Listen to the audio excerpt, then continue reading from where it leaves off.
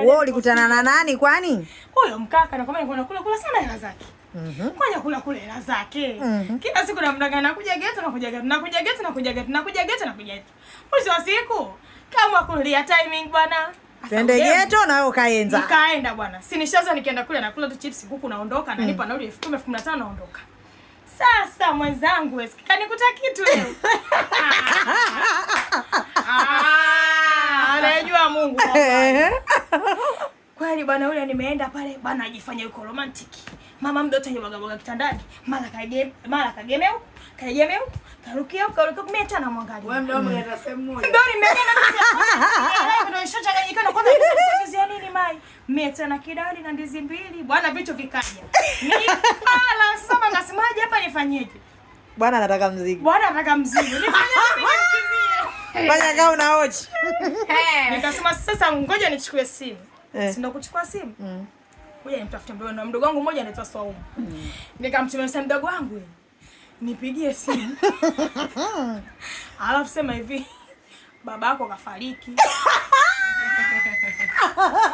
Mdogo wangu naye bila kukuopesha nikupigia saa ngapi? Kaambia piga saa 11 na maana bwana atakuwa kashaingia ndani. Kwa hiyo bwana ilipofika saa 11 na 14 ikaona binti kimya. Huko nasikia viatu vinalia bwana ndio wanakuja ndani hivyo. Washasema hapa mzigo natoa. Iwe isiwe.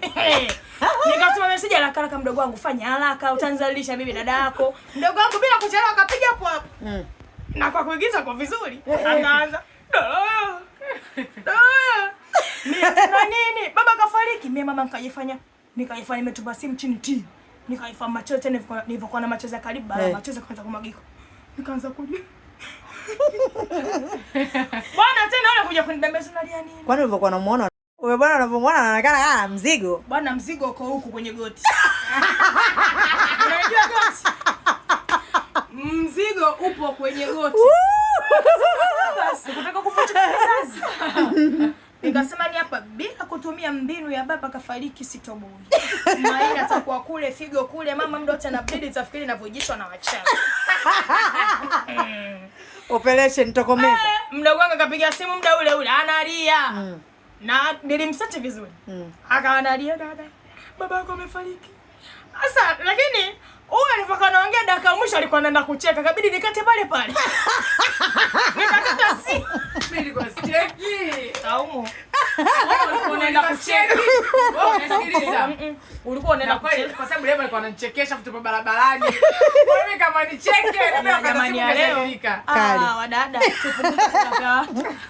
Chips tamu lakini ghetto inauma. Lakini ghetto. Yaani kilichonogopesha kile kitu kipo kwenye goti. Inasukuma kizazi komesha mna kuzaa. Upati mtoto. Miaka nenda miaka rudi. Kwanza kifanya tu ile sana fanya hivi afu baadaye.